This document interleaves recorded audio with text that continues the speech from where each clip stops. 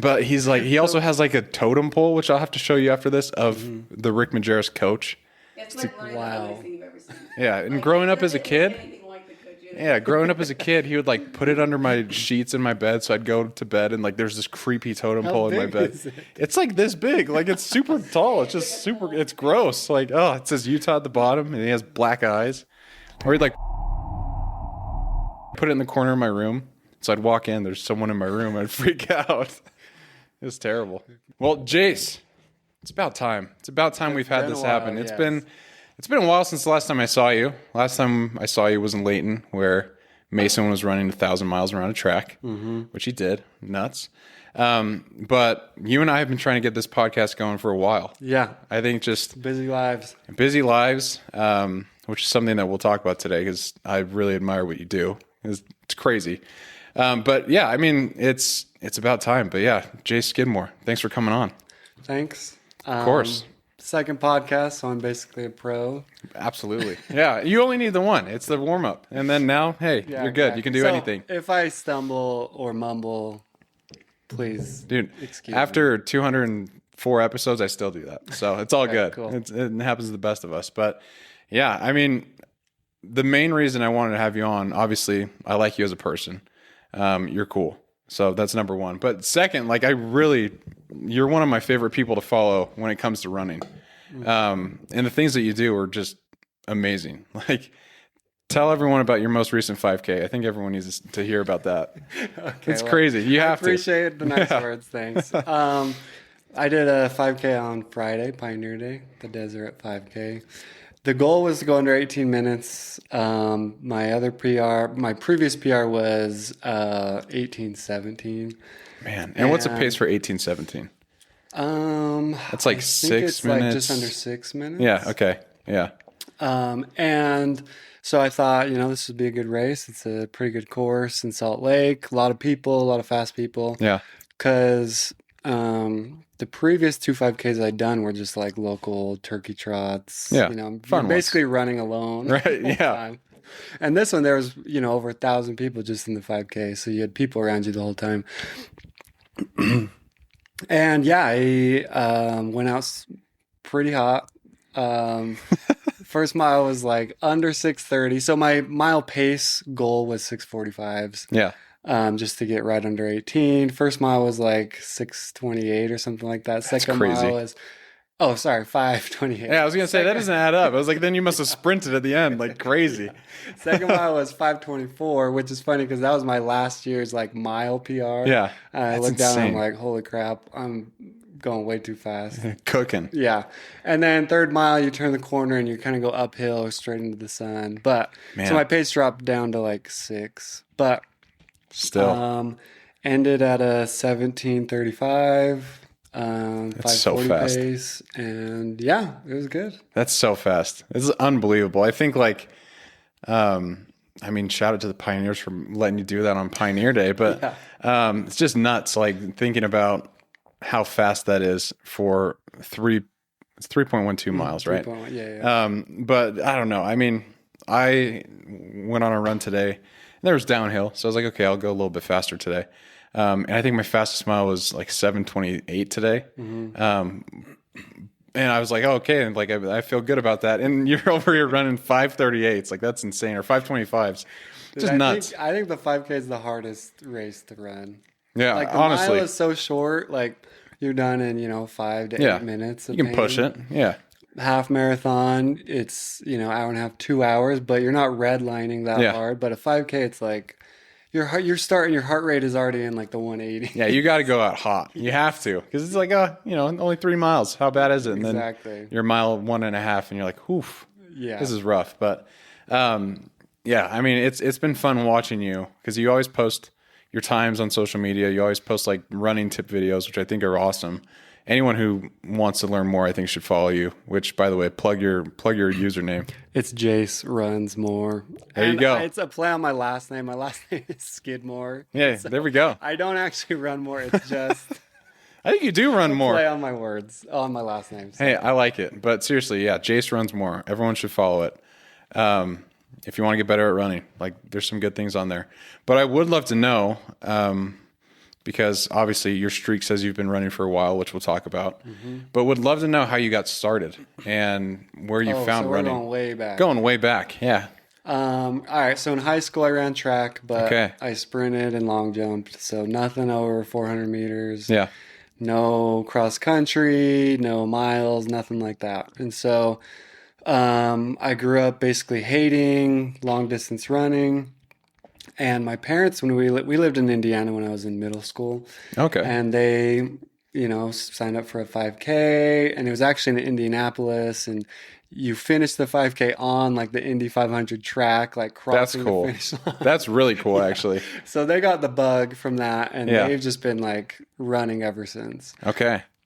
And so when I was in high school and recently graduated, they were doing a bunch of half marathons, and they were trying to get me to do them, and they would convince me by saying, "Oh, we'll pay for it if you'll just come and run." And I wouldn't train Yeah. at all. And the first one I did was the Halloween half, I think down Provo Canyon. Oh, okay. Yeah. Yeah. And I've heard good things I about went it. out so hot, and then my IT band like locked up. And if you've ever had your IT band locked It's up, the you like worst. can't run. Yeah. It's painful. It's so weird. It's the It's weirdest like pain. someone is like stabbing you. Yeah, on the it's side so of your weird. knee.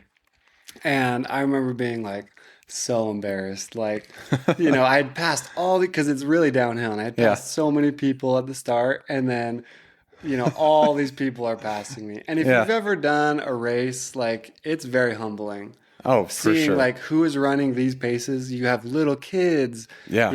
older people with all different kinds of body shapes, and I'm just like, they're running so fast. It's right crazy. now. Like, Yeah, it really- such it's a cool nuts. skill to have, because like I truly think anybody can be a runner. Yeah.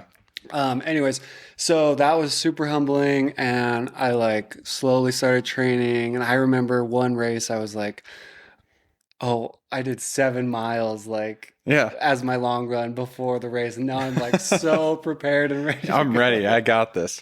Whereas like now, if I'm really training for a half, I'm like, my long runs are like 16 miles with like pace work in Yeah. it. Yeah. And so that like, I slowly started getting the bug, and I served a mission, didn't run at all there.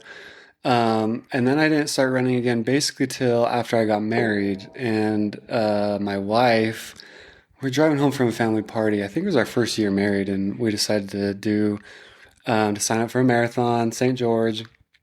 We got just a random training plan online. Yeah. I think it was Runner's World, so it was probably half Yeah. decent. Probably somewhat good. And it's like those long runs, it was like no pace in mind. Yeah. It's like Just get it slog done. these miles Yeah. done. And I mean, that marathon was humbling too. Like my goal was under 4 hours. I think I came in at like 4:05.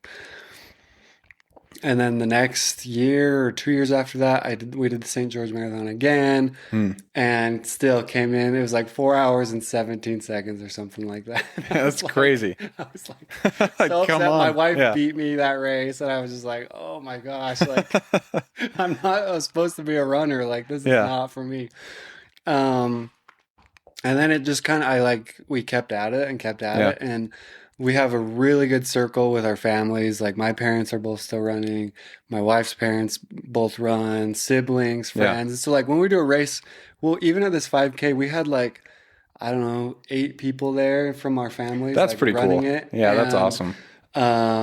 if we go down to like St. George, we get a big Airbnb together. That's and, so like, fun. Yeah. do a big dinner the night before. So being in that circle, it was just like really easy to keep running. Yeah. And then I did Ogden, and I was doing halves kind of all throughout this, but Yeah. I did the Ogden Marathon and ran like a 3:41, and that's like when things like the switch just like flipped for me. And I was actually thinking about this last couple of days on like, why did I? Because 2 years after that, I went under 3 hours. So Yeah. I went from 3:41 to a 2:58, which is like That's a nuts. huge jump in the Yeah. marathon. Huge jump. And I was thinking like, why? There were 2 years of consistent running, but the biggest thing I think was like I got mentally stronger. And if you have a base built up for running, the mental game is huge in it. Absolutely. In workouts, Yeah. not being able to quit. Like in a workout when your heart rate is up in like the 180s, 190s, like if it's your first time running at that, your body is like, Yeah. oh heck no. Like, Yeah, it's like, we are what is shutting happening? down. Right. Yeah, this is dangerous. Yeah. No, it feels like you're dying at times. And Yeah. you're like, okay, this could be it. All right. I'm going out running. That's And it. it is such a skill to mentally like push through that and keep going. Yeah. And then that's, I think, really where I saw like all the speed work come was having these really hard workouts, learning how to push through, your body telling you no. Yeah. And yeah. So yeah, then 2 years later I ran a 258 and it was like Insane. to this day the best race I've ever ran. Like Yeah. finished strong, everything, like the stars just like aligned, the weather, my nutrition. Yeah. Perfect. I ran like most of it with my buddy Brayden Hall, different Brayden. Oh, okay. And yeah, just incredible. That's insane. And then this last year at Ogden, I did a 2:53:41. It's so Was crazy. trying to go under 250, just wasn't the day. Yeah. And was a little disappointed, but you know, it's all right. I mean, that's still a Boston qualifier. Yeah. Like, and that's, I think it's, I actually didn't know that about you, where you went, from what was the first time, 4:17? Yeah, 4 hour, or yeah, 4:05. Okay, 4:05. And then you made it to under 3 hours at 2:58 in like a pretty short amount of time. That's one thing I think you just called it out, the mental game of running. Because I think that's, honestly, for me, that's the hardest part.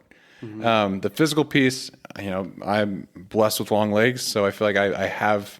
Yeah, Brett is tall, everyone. I'm tall. I mean, the first time I saw him, I was like, holy crap, I did not the legs realize. help, man. I mean, it's the tall legs. But when I first started like actually getting into running, because my first marathon, I didn't know what I was doing. I ran the Utah Valley Marathon. Oh, that one starts so early. So You gotta get on the bus at like 3 or 3:30. And I had no idea. Like I was like, okay. I mean, it was my first one, and then I show up there, and everyone's sitting around campfires with like emergency blankets wrapped around them. I'm like, oh, did you not have like a drop bag with clothes and stuff? no, I didn't have You're just- anything. Yeah, so I did have a feel hoodie. so bad. I mean, I had a hoodie, but like I didn't have any sweats or anything, and it was so cold, and I was like by a truck. I was on a wheel, like sitting down next to a wheel of a truck underneath an emergency blanket, Counting. and the yeah, it's like, minutes, okay, I have an hour and a half before this thing starts. This is great. You're shivering and your glycogen storage is Yeah, just, it's like, oh, this is so slowly good. dropping. And everyone's like running up and down the, I don't know, the waiting area that you're at. And I'm like, I don't want to run because I'm like, I've rested so much for this and all this stuff. Yeah. But anyway, so I didn't know anything I was doing there. Bonked so hard at mile 18. But hey, I got through it. And that was like the same thing that happened to me is like, as soon as I finished that, I was like, okay, like I just proved to myself that I could do something that's pretty hard, very hard. And like, I wonder where I can take it. And so that's how like I got into running. And then it was like you said, understanding that a lot of the things are just it's the mental game. It's pushing through when your body tells you not to. What do you do when that comes up? Like when you were first getting through, and you're like, okay, when that thing clicked in your head, and you're like, okay, I just got to learn how to endure. What did you start telling yourself, and what did you start doing that helped you through that? So my brain either goes one of two directions. I'm excited for this. It's either really nice Yeah. and very supportive, like you've done this before. Yeah. You're like really positive. You're a fast runner. Yeah. Like you hit a good workout last week. You did a good race last week, and it's really positive and it's like uplifting. Yeah. Or my brain goes complete opposite, like David Goggins, like Yeah. really crude, really yeah. mean to myself. Like Yeah. I lots get of that swear one. words. Yeah. Absolutely. And sometimes I need to be nice to myself, and sometimes I need to be mean to myself. And if there's workouts where, regardless of how I am, and if I don't have my paces, like I know, like I gave it my all, and like Yeah. I can be happy at the end of the workout. But yeah, that's where my mind goes typically. For sure. Like I get both of those stories so well because like I was pretty mean to myself every time I would run. and like kind of the same thing. It's like stuff like in Sorry for This, but I'd be like, yo, come on, bitch, like go, like run. And like then the other times I don't know, I was just so mean to myself. And then I married my wife, and she would ask me like the same question that I asked you, like, how do you get through your runs? I'm like, well, I just kind of beat myself up. And she's like, don't do that. Like, you got to be your own biggest cheerleader. And I'm like, yeah, well, I don't know how to like motivate myself outside of that. And so I started working on that. And it is kind of interesting, like the contrast between the two. Like, you know, you have one time where you're supportive to yourself. And like you said, like, oh, you have the evidence that you can do this. And then there's the other side that's like, you know, Dr. Heckle and what is it? Jekyll and Hyde. Jekyll and Hyde. Yeah, that one. The Two-Face. Yes. Or you could just say Harvey Two-Face. Watched that movie yesterday. It's so good. Yeah, it's great. But anyway, so yeah, I like, it's super interesting that that's a common thing. Cause like I've talked to my wife, she has the same thoughts. My brother, who's a big runner, we both ran the, what was it? Canyonlands Ultramarathon last October. And yeah, it's so funny because like I also have times during the race where I'm very nice to myself, and then other times where I'm like, yeah, it comes out, I'm mean. But at the end of the day, like that's how I get through. Yeah. I mean, it's like, I don't know. Sometimes you need one, sometimes you need the other. Yeah. So you need the dark side sometimes. yeah. But I don't know. It's kind of funny to hear. But yeah, I'd love to hear actually about this most recent marathon that you did, because I saw your time and I was like, he's Boston qualified. And then I would also love to know, like, have you applied for Boston? Like, what's the process for that? Okay, so yeah, if you didn't know, the Boston qualifying for men's age 34 and under, you have to run a 2:55 marathon. Yeah, they dropped it. Yeah, they dropped to 5 minutes. It feels like the goalpost just like keeps on moving. Yeah. But running is booming so much that like you have to now have like 5 to 7 minutes underneath that to like have a chance of getting it. Yeah, that makes sense. So the goal was like 250 to give myself, a 5-minute buffer. That was my A goal. When I go into a race, I usually have like 3 goals. A is like, what I'm training for, but also it's like kind of a reach and the stars need to align. B is like, I think I can hit that even if, something goes wrong or something I can't control isn't ideal. And that was 2:55. I just wanted to get, the Boston qualifying little stamp on my time card. And then C is just, don't get injured and finish the race. Right. And so I set the goal 250. Well, I was actually kind of going back and forth because our life was crazy. This block started in January. I did a 16-week block. My wife was pregnant, due middle of February, and then we also sold and bought a house. Congrats. And moved like 2 weeks before our daughter was born. So like, man, it was like holy cow. So chaotic.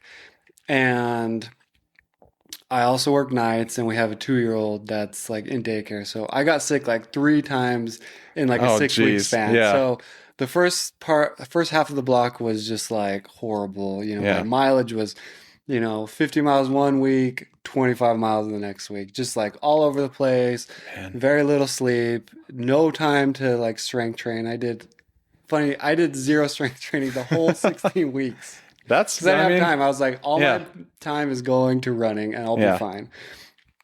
And so the block wasn't great, but the second half of the block ended really well. My biggest workout was like a 21-mile long run with 10 miles at pace, just in the middle, like straight. Yeah. And so you do a 10-mile warm up, 10 miles at pace, and then 1 mile cool down. And I did it, and it felt good, and that was like a huge confidence booster.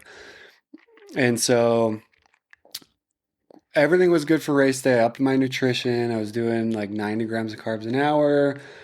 Race comes along, and weather was good. And by like mile 7, I could just tell like it wasn't, for some reason, sometimes your body just isn't ready to go. Yeah. At mile 7, I was like, okay, like these paces should be feeling a little easier here. Yeah. 6:30s is what I was trying to hit. And so I'm like, I'm just going to hold on to this as long as I can, and we'll just see what happens. And if you've done Ogden, you go down around Pineview and then down Ogden Canyon, which is pretty steep. And we get to the canyon and I can't even hit I'm like barely hitting 630s like downhill. And I'm like what's I am happening? so screwed when this flattens out. And at like mile 19, I could feel my quads like starting to like twitch, Oh yeah. Downhill does it to you. Where they're, on the verge of cramping. Yeah. And then the last 2 miles, it was like any wrong step could have cramped up, Oh yeah. Oh. And so it was just like super brutal. And my heart rate was actually lower than the previous year. Nutrition was up, and so I attribute it all to like no strength training. Yeah. And because you do these downhill races and it's brutal on your legs. It seriously is. Mm-hmm. Yeah. Like St. George is another one. Like that's pretty downhill, and I've only done the half in that one, but my quads were shot after that race. Yeah. But gets you for sure. And so I came across 2:53.41, didn't hit my A goal, and I was like pretty disappointed, even though it was like a 5-minute PR. And my dad qualified and my mother-in-law qualified by a lot. Dang. And so they were going to go, and I was like, oh, it would have been perfect for us to go with them. And like, so I was pretty disappointed at the beginning, and, it's been a couple months, and looking back at how my training block went and how busy life was, and like a PR is a PR. Yeah. I gave it my everything. And so I am really happy with it, but running, there's no finish line. It's like, yeah, that's true. There's always new goals, always new races, time to get faster. So I still applied to get into Boston. They do like a pre-approval this month. And then like the actual application is in September. Oh, okay. But it's like such a slim chance I'll get in. But, hey, fingers crossed, man. Who knows? But there's always next year. True. So. Yeah. I mean, and like we were just talking about, like you have the evidence now, so it's like, hey, I can apply that to the next race and hopefully get the goal then. But I love what you said. Like there really is no finish line in running. Like there really is none. Sometimes it's like the last couple races, even though I've like PR'd all of them, it's like I haven't felt like this great joy afterwards, because it's always like, okay, well, I need to do this better. I need to, pace better. All right, on to the next one. Yeah. Whereas, like, instead of like super high and super lows, it's kind of just like, it's just kind of steady. Is good. I mean, I think it is good, and I think for longevity ways or purposes, that's probably better, honestly. Mm-hmm. But I don't know. I see people like Cameron Haynes. I love the content that he posts, especially when he's talking about ultra marathons. And he's like, I've been running for 45 years. And it's like, okay, well, so there really is no finish line. Like, I'm just going to keep on doing this until either my body gives out or I just throw in the towel. But I feel like it'll be the first. Like, body gives out, all right, then I'll call it. But I don't know. I think I always say that running's a great metaphor for life. And I feel like sometimes it gets cheesy when I say that, because like it really, for me, it's like it does apply to so many different things. But I'd love to hear, like, from you, what lessons running has taught you that have stayed and have applied and gone into like your everyday life. Okay. Well, first of all, I agree. Running is a great metaphor for life. And I think everybody can and should be a runner, unless like you have chronically bad knees or something. Yeah. I think. But lessons I've learned. Most recently, the last like year and a half, 2 years, Brayden Galbraith with some friends, we started the run streak beginning of I want you to talk about this. We're now on day, I don't even know. Last I checked, it was 570. Something like that. That's crazy. It's to the point where I don't even check anymore. Like I have a countdown app that like I'll check occasionally to like look. But the first 100 days, it was like, every day I'm looking and like posting it on my Strava as it's getting closer to 100 days. Oh, yeah. 'Cause we originally only wanted to do 100 days. And I was not a fan of streaks. I thought they were so dumb before this. And I think our friend Jade actually brought it up in our group chat, like our running group chat. Yeah. And I was like, no, maybe we can do like a weekly mileage, like goal streak thing or whatever. And they finally convinced me to. And now we're 500 and something days in, and it's a mile a day at least. And so I've done a lot of miles, like in my scrubs, in my, wearing my garments, Yeah. like Dude. middle of the night or like sick on the treadmill, like, but it's gotten to the point where it's just like a habit. Like it's a non-negotiable. I don't have to like argue with myself, with me or my wife. Like we just know like I have to run every day. At least a mile. And yeah, 10 minutes max. Like everybody has 10 minutes in their day. It's true. No, I don't think everybody should necessarily do a run streak. I think parts of it are unhealthy, but Right. yeah, I think it has just become such a habit, over and over and over, 500 plus days, and it is just habit now. Yeah. And I don't know. I was honestly thinking, like, when is this ever going to end?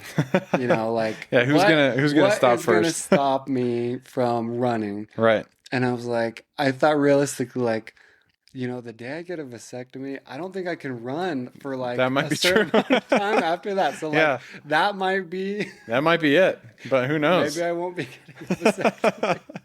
Yeah, just keep it going. Yeah, it's like, hey, I'm 10 years in, hon. I'm not gonna stop now. Like, come on. Yeah. But no, like honestly, there's no end in sight. Yeah. Luckily, I haven't had any like huge injuries or like hospital stays or anything Yeah. like that. And so That is good. I mean, it's super fun for me to like log on into Strava and see like you said, it's 2:07 in the morning and you just ran. And I was like, I think I commented on one of those and I was like, hey, this is a little too late for a run. And then like seeing Brayden, like both you guys are so consistent, and I love that because I'm a big believer in consistency over motivation. And with running specifically, like I feel like you kind of have to embrace that mentality of, hey, Yes. I'm just going to show up when I don't want to. I always follow the 10-minute rule where it's like, okay, if I start running and after 10 minutes, like I'm really not feeling it, then I'll stop. But I always try and stay consistent because to me, it's important to, this is the metaphor for life thing, but if you can show up even when you don't want to, then that is a very important thing that can like apply to other areas in your life. And, yeah, I mean, I think it's just you train your body to do that. And like you said, it becomes a habit. Yeah. The longer you do it, the more natural it feels. I can't remember what the quote is, but it's something that says like what feels impossible today becomes a belief tomorrow. And then like eventually becomes a habit. I can't remember what it is, but I'll put it up right here. Anyways, yeah, right here. But it's like basically saying what was impossible to you at one point is now possible because like you do it so much and now it's part of who you are. Oh yeah, look at Brayden's times over the last year and a half. Oh, it's crazy. Like Yeah. he ran a sub 125 half. That's nuts. And like I actually re-listened to that podcast, and he like had only run that trail half marathon. It took him like 3 hours or something like that. Oh, and yeah, so he's just cool. been so consistent. And with biking and swimming, and it's all aerobic, so it helps. Yeah. Yeah. But yeah, he has come so far. It's so fun to see. I love when people reach out to me and ask me questions and like talking about running. Yes, today's Monday, right? Yeah, yesterday we actually had our Temple Recommend interview, like with our stake president, and he's a runner. And I was in there with him for like 30 minutes because we're just talking about running. I know, that's the thing. You can talk about it forever. Like, yes, it really, I don't know. Everyone, and he like, we got into shoes. He didn't know they were carbon plated race day shoes. He's had no idea those existed. I'm like, dude, it's like get a little your spring. mind's gonna get blown. Yeah, like, go to a store and try them on. Like, oh, it's wild. First time I tried those on, I was like, this feels like cheating, but I'll take it. Like, this is nice. Yes, but no, but yeah, I mean, you can talk about running with that. Like any other runner, you could talk forever with them. It's so much fun. I know, it's cool. It's like a shared experience because everyone, like what you're saying, how, some days you just have to be mean to yourself. Other days you're nice to yourself, or like, some days it's really hard. You don't want to do it, but you still show up. Like, I feel like any runner can relate to those kinds of things. Like everyone understands the pain and the discomfort that goes into running, but then also the reward that comes from like showing yourself that you can do these hard things that you set your mind to. Yes. That's why I love it. Like it's, some people like have asked me like, are you addicted to running? I was like, I wouldn't say I'm addicted, but like it is something that I genuinely believe makes me a better person, as weird as that sounds. Yes. I don't know. It's super interesting to me how you can relate to everyone just like through these experiences. But I would love to hear, like, when you were doing your first training or that training block this year for Ogden, as someone who's going to be a new dad, like the whole training routine I know is going to get disrupted, and I know, like, I'm expecting it. Yeah. So I'm going into it knowing that that's going to happen. But what did you do during those times? Like, you know, when you bring the baby home, you know, day one, like, what did your schedule look like, and how did you fit running into those times? It's more of like a question for me, honestly. Like, so, I mean, first, communication with your wife is huge, because she likes to work out too, and getting a schedule set up or knowing when you guys are going to take that personal time to work out every day is huge. So then they don't feel abandoned when all of a sudden you're like, hey, honey, I'm going to go for this 10-mile run real quick. Yeah. And she's stuck at home, you know, with the screaming baby. Like, funny side story. With this last pregnancy, labor, we did all natural, and my wife went into labor the night before, and we're doing it natural. And so we're basically waiting up until like she can't handle it anymore. Then we go to the hospital. And we wake up at like, she wakes me up at like 3 a.m. She's like, hey, I think we got to get to the hospital. Yeah. The baby was a little bit early, but we had our bags packed and stuff. Yeah. Most of it. And I was like, in my head, I'm like, okay, with our first kid, it was a 30-hour labor, and I was at her bedside like that whole 30 hours. Yeah. I'm not going to be running a mile in the hospital. I'm like, honey, can I just hurry and go sprint a mile real quick? Yeah, I'll be right back. And she's amazing. She's like, yeah, go for it. I'm just going to finish getting the bags ready, call my mom to come watch our son. And so I like sprinted like a 6-minute mile at like 3 a.m. Like, I'm going to be a dad again. Yes. Worried, like, okay, I hope, like, you know, she doesn't give birth while I'm selfishly running this mile. That's a good wife. Yes. And she's a runner too, and she's incredible. And so like letting letting me do that when she's, you know, having contractions every 5 minutes, it was just like, she's amazing. That's pretty awesome. But yeah, I would say communication is huge. And luckily, you know, Allie works out. She gets it. Like, you guys just be on the same page, and it'll be great. As long as you talk to each other. Yeah, absolutely. And we've already like discussed that a little bit, like what that's going to look like and things. But I mean, I'm just fully accepting it. And I mean, running is important, but also I think having a child's way more important. Yes. So I also keep that in perspective too. So, but yeah, I don't know. Yeah, you know, it goes both ways, where it's like running, you know, it's time away from my family, but it's also so good for my mental health, and then I'm like happier around them. And so, there's a good balance. Yeah, for sure. And, you know, you get really good at being sleep deprived. And luckily, you know, I've worked nights as a nurse the last like 3.5 years. So I'm pretty good at like being sleep deprived. How regular is that? Like, I know working nights, you're there for the whole night, right? Yeah, so 7 p.m. to 7 a.m. Okay. And I do 6 12s and 1 8-hour shift in a 2-week period. Okay. So usually every Wednesday and Thursday, and then every other weekend. Wow, that's wild. And luckily, I get to work out on shift, which is that's nice. Helpful. So you see these 2 a.m. runs, that's like me at the hospital gym.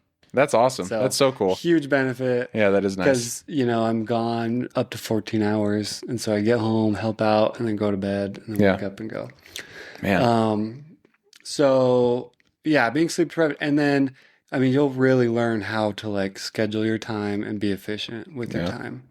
I'm sure. Because, you know, throwing a baby or multiple kids in, it's like you have such... Like, my only hobby is running now. Like, I don't have time to do anything else. Yeah. Because, you know, I work full-time. My wife works full-time. And then, you know, we got 2 littles. And so you really just have to be so productive. And, you know, you'll learn that. It's great. Oh, I'm really looking forward to it, honestly. Like, especially the runs where I have, the baby in the stroller pushing the baby. Like that's going to be fun. Yeah. But any advice, like besides what you just said, like anything else that you think would be helpful to know? I would say being a dad is the greatest thing ever. And what I've been doing the last couple weeks, because I've realized we're both in our careers, we're in a nice house, we're raising our kids, but almost no matter what is going on in your life, your brain automatically gives you some level of stress, whether you're having big stressful events or small stressful events. Yeah. For some reason, like most people are always worried about, one thing or another. And when I keep telling, we keep talking, we're like, this is our dream. Like we're in our careers, we're raising our littles. Like all we have to focus on is being good parents and raising amazing kids. And so I've been trying to take, a few minutes every day when I'm with my kids and just like really, really, really focus on like, this is the only time they're going to be this age. Like ever. Yeah. Like playing with them or hugging them and like really trying to like embrace those few minutes and embrace like lock it in my memory what it's like hugging my 2-year-old son or him jumping into my arms, like, and like making almost like a mental journal for later on because he's only 2, but it's sad. He's like only going to be 2 once. Yeah, true. His life. Yeah, no, absolutely. And so and you can say, I'm going to try to like be more present, but like really even just like setting a 2-minute timer, like I'm going to take these 2 minutes and be so intentional and like really try and capture just this 2 minutes. Yeah. Cause 12 hours trying to be intentional for 12 hours, you just can't do that. Yeah, that's tough. So taking 2 minutes or a few minutes or whatever, however amount of time and like, trying to soak it all in. I love that. It goes so fast. Yeah, that's great advice, and I've heard that too. It goes very fast. Like it's crazy. My my sister-in-law was texting my wife, and my nephew, he's 5 now. It was his first day of kindergarten. She's like, I don't know how he got to this age. It's like, man, that's the one thing I'm scared of being a dad is like I know it's going to go by quick, but also I think it's with just the same thing with running. Like you got to make the most of it. You got to be intentional about what you're doing. So yeah, no, I appreciate that. Like I know it's going to change a lot of things, but also like I have examples like you, like Brayden, so many other people out there. My friend Spencer, he's been on this podcast before. He won FitCon and he has 1 son and 2 twin girls. It's like if all these people who, prioritize fitness and who are, staying healthy for their families and things, like if they can do it, then I think I can too. Yeah. Oh yeah. So and there will be times where it's like middle of the night, like, holy crap, what am I doing right now?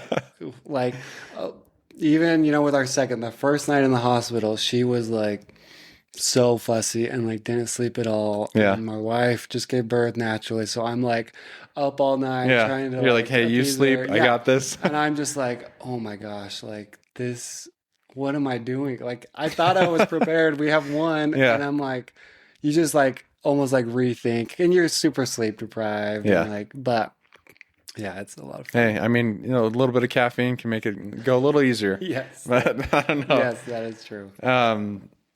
I would love to circle back to what you were saying about people reaching out to you with questions and things. Because that's one thing I think a lot of people who they want to get either better at running or they're just starting running. What kind of things do people ask you? And what do you tell them? Oh, I mean, like, hey, I have a half marathon. I'm like I'm not super close with him, but he's running St. George. It'll be his first half. He's like, I put in AI this plan. Like, what do you think? Yeah. And I'm not like fully against AI. I think as long as you give it like the very strict prompts in your plan, like, don't raise my weekly mileage by more than 15%. Yeah. Don't raise my, long run by over this amount week to week. Schedule it down. Like, you really have to give it really good parameters. You do. Yeah, I've noticed that. I think you could do it. but it also doesn't realize, how you feel every run. Yeah. Compared to like having a coach, you could tell them, I started feeling a little knee pain, and the coach is going to correct it. But Yeah. AI plan is just kind of there. Anyways, so I'll get questions like that, what about this plan, or is this too many long runs, or injury questions. I get a lot of those just because any runner is going to have injuries. My IT band is flaring up again. What do I do? It's like hit the foam roller, do some, what is it? What is the exercises called? I don't know. The mobility exercises, like the strength mobility ones.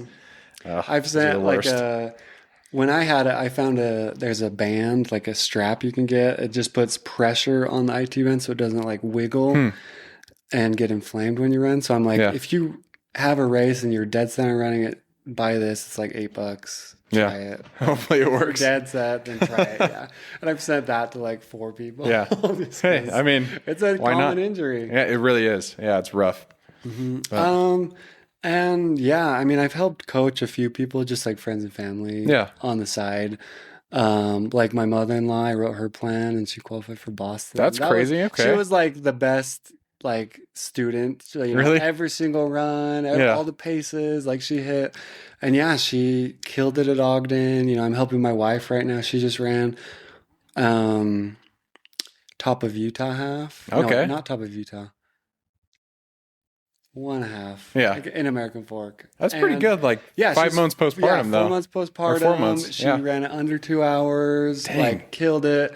We're doing Cedar City, so she really wants to get like under 145 there. And like she's a really good runner. And mothers are amazing, and their bodies, like you've already seen it through pregnancy. Crazy. She's a superhuman. Yes. It's amazing. Like, if you are married with kids and you don't respect women after they've like birthed your kids, there's like something seriously wrong with absolutely. you. Like I don't she hasn't given birth yet, but still, like watching her through the process, she's literally sacrificing her body to create life. Like, it's unbelievable. A miracle. Insane. And then after birth, like you'll see it too. And breastfeeding or pumping or whatever you guys do, and like just it takes so long for them to recover. And it's been so hard for her because, pregnant, birth, breastfeeding, and then she'd run again, and then pregnant again with her second one, and like just highs and lows with her body. And meanwhile, I'm just here like running and getting all these PRs. Guys have it easy. I tell her all the time. I know it's like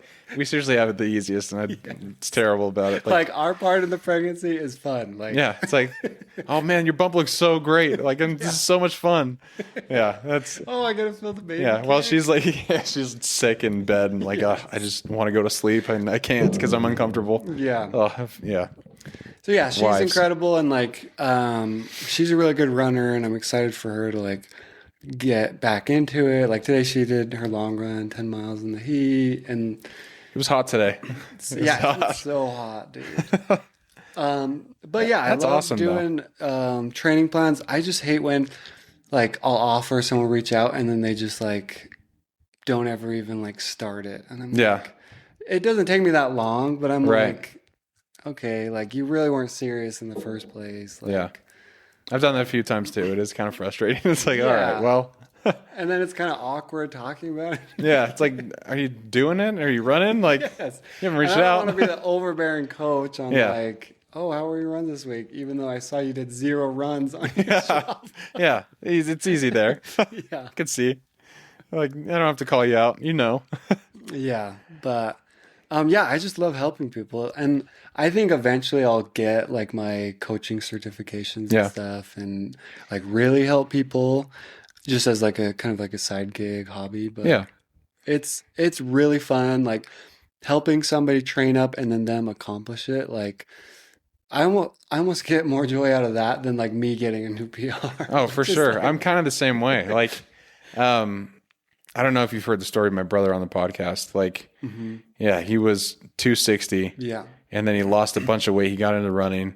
And then last October, he ran an ultra marathon. But then, like, I think the previous year, I think it was September, he ran his first marathon in Las Vegas. And like when he did that, he crossed that finish line. I was like way more pumped about that than when I crossed my first marathon finish line. I was like, I saw the work that this guy put in.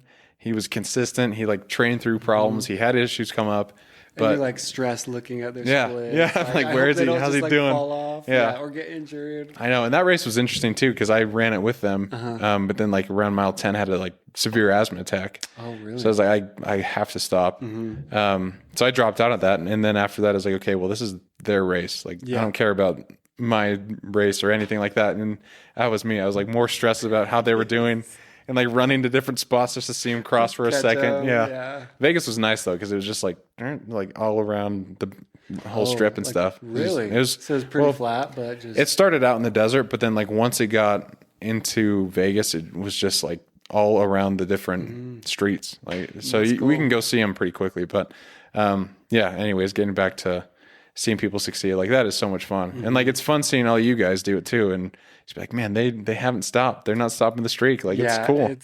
Having a circle or like a friend group that has the same fitness hobbies with you. It's so much fun because you push each other and you help each other, and like we'll send shoe deals and whatever. It's just so much fun. That's a question I have for you as a runner. What are your favorite shoes?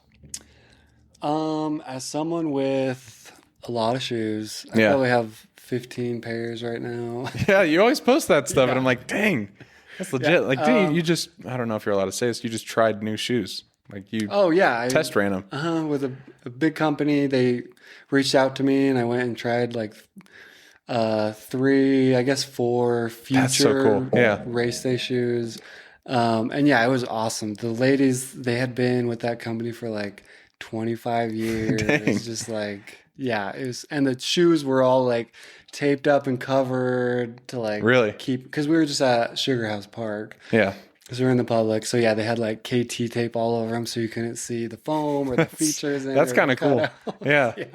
It's like they do that with test driving cars. Or, I don't know if you've seen that. They just like would do weird paint jobs and stuff on them. That's cool. That's a really that cool was experience. Super fun. And so recently for daily trainers, I've been loving the ASICS Super Blast 3s. It's, I think, considered like a super trainer. Yeah. They're pretty expensive, but if you're a nurse or healthcare worker or military, you can get like 20% off. Or if you know a nurse or somebody, they'll buy them for you and just ship them to your house. Like, and then racing, historically, I've been an Alpha Fly 3 guy. On Friday, I ran in the Adidas Adios Pro 4s. There's every company now makes like good shoes with good foams and good technology, and it's come so far that like you can run more without the wear and tear on your legs because the foams are so good. It's nuts. It's awesome. Yeah, New Balance 1080s are like my favorite just because for daily training, I love them. They're very comfortable. I can go for long distances in them.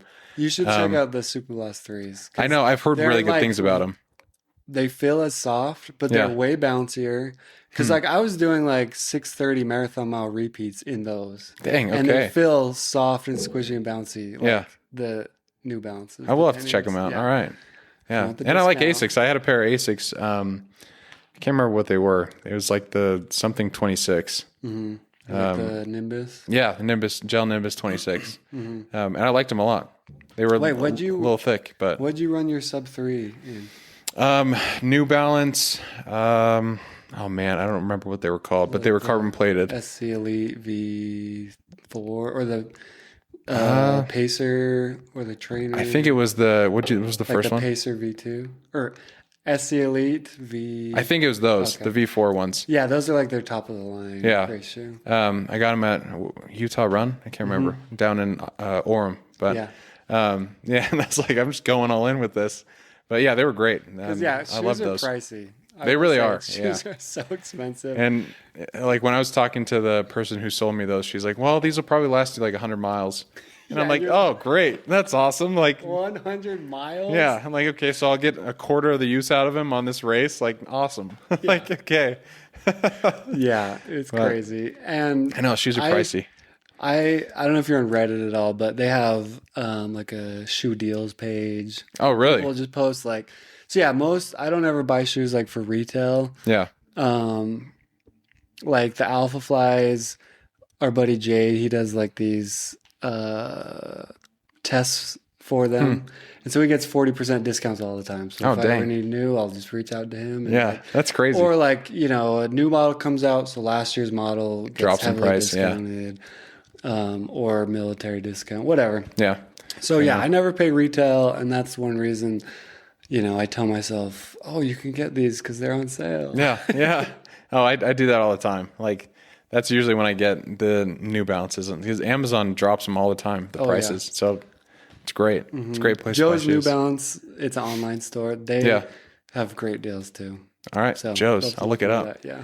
I was going to ask you about your content that you post, because one, it's so fun to watch. Like, especially when you're doing the summer of speed, like you'd be like training week, and then it'd like do rock music and zoom in on you. I was like, that's what I'm talking about. But then you also do really helpful content where it's like, hey, this, if you're trying to run for different paces, like this is what you should be targeting, or like, here's how you do it. What's your goal with that? Like, what's the future of Jace Run More look like? I have no idea. It's like, I don't put very much effort into it. It's just kind of like, if I feel like recording a video, I'm going to record a video and put it out. Yeah. For Ogden, for those 16 weeks, I did like a video every week. Yeah. And sometimes I'll do a little series, but I think I just want it to be, I need to be more consistent. It's hard creating content. This. It's tough. Yeah. Putting out content, it is hard. Like, to get the motivation to like sit down and like brainstorm and edit and add music. It's a lot. Like, these full-time content creators, like, they actually do a lot. It's a job. It is a job. Yeah, it's a job. And so I just haven't had a whole lot of, mental, space to put a bunch of time into this. Yeah. But I think I want, some educational stuff, some motivational stuff, some about me running. But ultimately, I think I want to like help people and motivate people, teach people about running. Yeah. And then, eventually get into coaching, and that kind of be, a method people find me. But yeah. And, even editing videos, it takes a long, like, all the little tricks and tips and stuff. Like, you just, I remember when I was first starting, like, putting in, like, words on a video. I was like, this looks so crappy. Like, how do people do this? I know. And I feel old. I'm 31. And so I'm like, these, late teens, low 20s people are just probably so good at it and fast at it. It's nuts. Yeah. Like, I've watched my niece edit a video, or even my wife, she's so good at it. But, like, she'll do what takes me 2 hours and 15 minutes. I'm like, okay, now I feel stupid now. This is ridiculous. It's like, I'll like put a bunch of time and effort into one, and it like, it's like 300 views. And I'm like, I get more likes on my Strava than likes on my social media. It's so funny or too. Or like some stupid video that like didn't edit at all. Like, will do way better. I'm like, it makes no sense. No. Like, people say you got to learn the algorithm, but it's like the algorithm does what it wants. So I don't get it. But yeah, that's the one thing for me. I know I need to be better for getting after it, because like, same thing what you were saying, like, I want to help people, I want to educate them, but not just running, but like philosophy and other things that are important and have helped me. But then when I sit down, I'm like, okay, I'm going to create content. It's like, well, I don't have any videos of me doing it. So it's like, I got to go back and do that while I run. And it's like, when I run, I get super focused in like the actual run, where it's weird for me, and it feels unnatural to like film myself or, do that. Like, so it's like, I don't know. I gotta, filming, and then I like see somebody turn the corner. I'm like, oh, yeah. I'm like, oh like, man, I know. I feel so weird.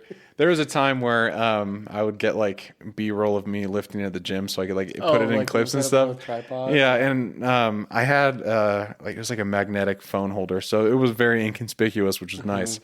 But even then, like, I felt so weird doing it. But then there's these people out there who have tripods and they don't care. They're like, whatever. Up a bunch of space. Yeah, I think there is that mental barrier where you just have to like stop caring. If they judge me, like, oh well. Honestly. But I haven't crossed that barrier. Yeah, it's like same thing that we're talking about with running. It's the metaphor for life. It's like, once you figure out how to do it and just cross that barrier, hey, you'll be good. But I know it's so funny. It's like, and I talk about getting after it, and say, that's the hardest part for me, is the social media content, honestly. Well, and it's such a good avenue too. It's like free. Yeah. And any video could just like pop up and go viral. And so it's like, and I think also, like, if you get an idea in your head, you just have to like film it and post it. Yeah.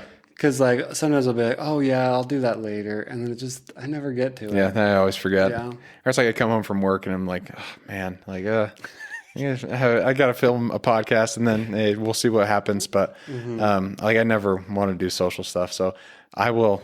I'm committing to be better at it though, like trying to get better at it. So Yeah, anyways. and I'm like, okay, minimum, I'm trying to put out like one video a week. Yeah. And sometimes I'm like, oh, I'm gonna do every other day and just like be on top of it. Yeah. But it's just like, yeah, I don't know. Man, And I it's try. so It's hard nuts. because I try not to be on social media like a ton. And Yeah. so it's like, yeah. I know, and I don't know if you've heard of the brick, Yes. but my phone is it's bricked right now, which is Oh, really? That's a great term. But Bricked up? yeah, it's bricked up, so I can't access any social media apps, which is like great for the workday. But then when I get off work, it's like, okay, now I got to switch modes. That's just something I'm learning. But Oh, yeah. anyways, yeah, it's a random tangent. But yeah, I mean, I'd also love to know like what's the future of running look like for you too? Like, what are your plans? What are your goals? Well, I've been on since that 258 marathon. Well, I guess the fall before that I ran on just under 125, and since then it's been like every race has been like a PR, and I'm almost just like waiting, like I'm gonna have a really bad race, or like I'm gonna, big injury is gonna pop up. But till then, I'm gonna, this year I've already PR'd the marathon, the half, and the 5K and the mile. Yeah. So I'm running September, the Cedar City half. I want to go under 120 in that. That'd be Which is like a awesome. 6:06 pace. And then in the next couple weeks, I want to go under 5 in the mile, just as like a little side quest. Because I've never done that before, which would be cool. That would be cool. And then in May, I want to go under 250 and like actually qualify and get into Boston. I don't know if I'll actually run it because it's super expensive. Like Boston? yeah. Oh, Like, yeah. just Wild. the entry fee is like $500. I know. It's And then like you have flights yeah. and the hotels are all expensive and food. It's like $5,000 for I know. a weekend. And I'm like, plus wife and kids. And so Yeah. I almost want to get in and then not do it and then just wait for my wife to qualify and then us That'd go be cool. together. Yeah. Because I know she's going to eventually. Yeah. And so, but yeah, I want to like actually get in before I turn 35 or whatever. So I have a couple more years. And so yeah, the next up until I turn 34, 35 during my peak body, you know, where The peak running body. yeah, exactly. That's what they say. After 35, it kind of starts slowing down. So Yeah. I will probably stick to roads up until then and just try and get as fast as possible because it's easier too when you have kids and you have limited time. Getting to a trail, running slow on the trail. That's true. Getting back home, like it's just so hard to get like trail miles in. Yeah. And I've done like a couple 50Ks and a 50 miler. And eventually I'm going to go back to that because I love it. Yeah. But again, it's just not this time period in my life. So. I know. And that's I have a race, Nebo half on August 29th. And then I had to defer my 50 miler this April Oh, yeah. to next April. And I'm like, I don't know how I'm going to do that because, you know, like you just said, it takes longer to get to the trail and you run in 4 hours, and then sometimes we're running like 5 hours on the trail And for a then run. you got to come home and like still be a present. Still be a husband dad. and Yeah. It's like it just, sometimes I see, you know, these young single people running and stuff like that. I'm like, they could go have a killer 22 miler and then just nap all day. Then And just I'm sleep. Like, Yeah. yes. It's like, that sounds I'm like, great. that would be incredible. But, Yeah. But, you know, can't do that. I know. I love trail runs though. Which ones did you run? I did the Dead Horse Point 50K in Moab. Okay. Yeah. Oh, no. So, no. Antelope Island 50K. And then I did a self-supported 50K on Antelope Island training for the 50 miler. Oh, that that's was cool. the Dead Horse Point. Yeah. And I ran it with my dad. It was That's awesome. so cool. We basically stayed together the whole time. And yeah, other than like my first time going under 3, that's been my favorite race. Yeah. Well, do you know what your time was for that? I'd have to look. It wasn't super fast. I think it was maybe just under 12 hours, like 11 something. That's pretty good though. Yeah, it was fun. Yeah, that's good. I met Mason at the Canyonlands race. Oh, really? Yeah, so that's how I knew him. But your dad sounds like a beast. He is. He just turned 60. He's basically qualified for Boston, like every marathon he's ran. That's insane. And now that he's 60, he ran Ogden this last year, and I think he had like a 30-minute buffer. No way. Yes. That's insane. So he'll continue to qualify. Yeah. Basically as long as he runs. That's wild. Yeah, he's a machine. And it's funny too, because I love learning about running. I love shoes, nutrition, learning about all the different techniques and stuff, like training. And he's like so old fashioned. I'll just show up in ultra. He's never run anything else. Ultra. No shoes. Way. Really? He runs 3 days a week. That's it. Doesn't get his mileage up that high, but he has been so consistent with it that he has just gotten better. Just has the base. I'm like, I'll like try to like send him like topo shoes. Like, hey, I heard these are really good. Wide toe box. Yeah. Just like ultra. Or like, if you just added one more day of running a week, like you see some results. Or did speed work. He doesn't do his speed work. I'm like, he doesn't do speed work and he's that fast? All of his runs are like almost the same pace. And I'm like, that's insane. So he doesn't do like the most easy, one hard. Yeah. But he's just, stuck in his ways and it's worked for him. So it's kind of hard to, argue with that. That's a great example though. Like, I think you and I were talking about this one time. I knew you commented on a podcast. You're like, you just wait. People are the worst. Oh, and, I hear this all the I hear this all the time though about running, where people are like, you just wait till you're 40 and your knees give out. And it's like, I see so many people who like, even how you were saying in the beginning, who are running these races and are 60 plus. Yeah. It's like, I think if you're just consistent and you take care of your body, like you're not overdoing it. Yeah. You eat right, you recover. You'll be okay. Yeah. Like, and that's 100% agree. Like, I don't know, people, they overthink it too much. Yeah. Or they just don't want to. Or they just don't want to do it. And they're like, oh, your knees are going to give out. Down. They see you, doing well. It's so interesting. I actually am probably there's a 50K on Antelope Island in October. Really? I think Brayden might do that. They do have a 10 miler, 50K, and like 75K. Dang. So me and some friends are just going to jump into it. You should totally look into it. I would look into it. It only has like 3,000 feet of elevation. That's not too bad. Yeah. That's and so, you wouldn't need like a ton of hill training. And it'd get you ready for April if you still want to do it. I just have to make sure, because that'll be like a month after the baby's born. So we'll see. But that's true. Yeah, we'll see. But I would love to do that. That sounds fun. And like Antelope Island, is it Antelope Park or Antelope Island? Antelope Island. It's a state park. Yeah. That's a state park. Okay.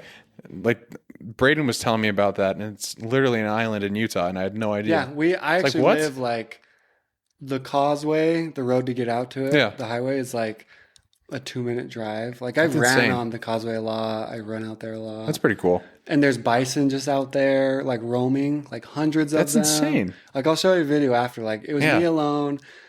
And actually that same year, a trail runner got trampled and died. He was out there by bison? Alone. Yes, by like a herd of them. Oh my gosh. Yeah. That's horrible. And then here I am like running by myself a couple weeks after I come up the hill and there's like hundreds of them. And I'm like, I'm supposed to go right there. Yeah, you're like, So I like went way off the trail and they're like running my same way. That's like, wild. Yeah, it's super cool though. I bet that felt kind of like primal though, running with bison. You're like, this is pretty cool. I mean, they're a good distance away. I'm not running like no, absolutely. I would hope not. But no, it was super cool. And I'm the only one. It was like a weekday. I was the only one out there. That's so cool. Yeah, that's awesome.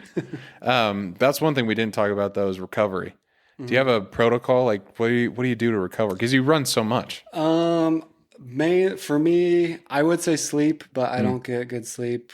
I was actually looking at like my Garmin trends like year over year, and like in sleep every year it's just like gotten lower and lower. Like, I think over this last year, my average sleep a night is like 5 hours and 15 minutes or something like that. Okay, so I used to be like that like 6 months ago, and now I've reversed it because like I'm taking magnesium and like a few other supplements that have helped me so much, and now I'm getting like 7 hours a night. And I feel great, and I'm like, oh man, just in time for the baby. I fixed my sleep just in time for the baby. Yep. But okay, so sleep is one. I would say sleep. Prioritize it if you can. And I work night shifts, so it's really hard for me because I flip flop. Yeah. But I also try to eat healthy and exercise to combat, because everyone's like, if you work night shift, you're cutting off 8 years of your life. I don't know if you've ever heard that. Oh yeah. Oh They yeah. say that all the time. I'm like, well, I also exercise a lot and I eat healthy, so whatever. I think I feel pretty good about But myself. eating enough is a big problem a lot of runners have, Yeah. is they try and lose weight. And if you're losing weight and upping your intensity and running a bunch of miles, Yeah, that's rough. stress fractures pop up, injuries pop up. So I comfortably sit around like 170, 175. I don't restrict anything. Yeah. If I'm hungry, I eat. Do you track calories or anything? No, and I could probably eat a lot less like processed food and like, Yeah. Sugar. Yeah, we all can. Yeah, it's hard. It is hard. It's like the goldfish looks so good. Goldfish, yeah, anything sweet. We just tried the Trader Joe's cookie dough bites. That sounds amazing. It's like ice cream in the middle of surrounded by cookie dough. And No it's way. frozen, and they're so good. That sounds so good. Don't Come on. get them. Yeah, Trader Joe's, what are you doing? Yeah, don't get them. Just don't even get exposed to the goodness. Anyways, Yeah. so yeah, eating enough calories is Yeah. big. As far as like staying healthy, and then kind of knowing your limits. Most of my runs are pretty easy. My heart rate's under 140. And then, 1 to 2 runs a week are pretty hard. Yeah. And if I have, a sore calf, I take it really easy. It's really, listening to your body, figuring out what is soreness, what is an injury coming up. And the more you run, I mean, this, the more you run, the more in tune with your body you get. Yeah. It's super weird how that happens, but that's true. Like you understand, it's like, okay, well, today I got to ease off, or like, I'm feeling good today. I'm going for it. Yeah. You really do like understand that, which is, I think just the more that you do it, you understand, like you become, I guess, more acquainted with how you feel. It's a hard balance of like, I need to push it because the more I push it, I'm going to get better. But then, for sure. Am I pushing it too hard? I'm going to get injured. Like, Right. But the biggest thing with running is like consistency. Yeah. It's like time on your feet. You will get faster the more you run. Yeah, absolutely. And that's why I love the fact that consistency is the thing that makes you a better runner. It's not like what shoes that you have or like what your training plan looks like. It's if you're actually doing the work, that directly translates to what your results will be. Yeah. And that's like going back to the metaphor for life thing. Like I was talking to my wife the other day, and her dad was a very successful man. And she's like, it's funny because, he wasn't the smartest. He wasn't like the best at what he did, but he just worked so hard and he was consistent. And I was like, that's what it's all about. And, I'm not saying that there's people out there who will be really consistent and, go from your story of 412 to, 258 in a short amount of time. But it's like, you can do some pretty amazing things if you just decide like, hey, this is what my goals are. This is what I'm going to try and do.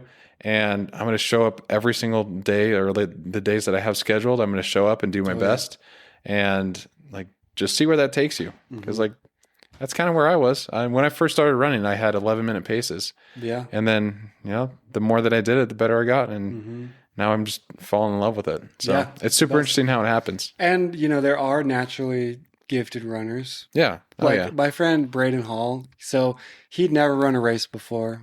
This was when I ran 258 in Ogden, and he wanted to go. We trained a lot together. He was doing like 70-mile weeks. Dang. Super like not injury prone at all. Like putting in the work like that 16 weeks. Shows up to Ogden, right? This is his first marathon. First half, no half marathons or anything. We ran the first 22 miles together. No way. And he pulled away and he beat me in his first marathon ever. No way. Yes. And I'm like, holy crap. Like, this is my 4th marathon, lots of miles on my legs. So I guess my point bringing him up is like, there are natural born runners, but no matter who you are, you can have progress. You can progress in running with consistency. Absolutely. Yes. I love matter that. Who you are. Yeah, for sure. There's, I think you might have heard through this podcast, like about the Team Tim race that my wife does. So my mom, she told me like 2 years ago, she's like, I'm never going to run again. She used to be a runner. She ran Chicago. Oh, nice. And she's like, yeah, I'm not running anymore. Like my hips hurt. And we convinced her to run the Team Tim race. And she's like, I don't know if I can do that. She ended up training for a 10K. And my mom and Allie's mom, they both ran it together. And it was just like, it was so cool because she swore it off. And then she would text me. She'd be like, hey, I got 3 miles in today. Or, hey, I got 4 miles in. This is my long run today. And I was like, that's just awesome to see. And I was just like we were talking about earlier, like it's so fun to see people who just don't know what they can do start to uncover that. It's pretty rewarding, motivating honestly. and uplifting. Yeah, it's great. Yeah. It's one of my favorite parts. I mean, I can't wait for you guys to have the Team Tim up here in Utah. Yeah, we've got to do it for that because unfortunately I can't go down to Arizona and be a part of it. But when you come to Utah, I will be there. Yeah, I mean, we're gonna probably move it around. I think this year it'll be Arizona, but who knows what next year we're gonna do. So, awesome. But yeah, we've I don't know. It's grown into something pretty cool, and my wife's got some pretty cool plans for it. So we'll have to stay tuned. But yeah, man, I think honestly we covered a lot today. I'm uplifted. I'm excited to go run again. Me too. But is there anything else you want to share or anything else that's on your mind? No, not necessarily. I mean, if anyone has running questions, reach out to me. Yes, hit him up. Most of the time, I almost feel bad when someone asks me a question and I respond with like 4 huge paragraphs. I'm like, maybe I'm going overboard, but like I want to cover all the bases. I want to help you out as much as possible. No, I love that. Hey, that's what a good friend does. It's like, hey, I'll give you all the knowledge I have. But yeah, seriously, thanks for coming on the show and talking all about it. And dude, this is awesome. It's been fun, and we got to get some runs in together. I know you're up near Antelope. Yep, up but County. Every Tuesday I work in Logan actually. Oh, so really? on my way back or whatever, if it lines up, Mm-hmm. that'd be fun to go out and run. But I'll also let you know about the 50K. Okay, yeah, and I'm sure we'll have some races together. In the future, we've got to do it. We've got to. But seriously, thanks again for coming on, Jace. You're awesome, man. Love this podcast. No, thank you. I haven't missed an episode since Brayden was on. Dude, you're the man. You are the reason this podcast keeps going. It's like it helps me. It motivates me. Well, I appreciate that, man. I mean, like that's the goal is like if I can help one person, and if that one person is you 150 times, I'll take it, dude. I will take it. But no, seriously, thank you, and thank you for the support. Like, of course. You're wearing the shirt. You look great in it, as everyone does if you ever get a shirt. But yeah, seriously, thanks for coming on, and everybody else, thank you for listening. And as always, keep getting after it.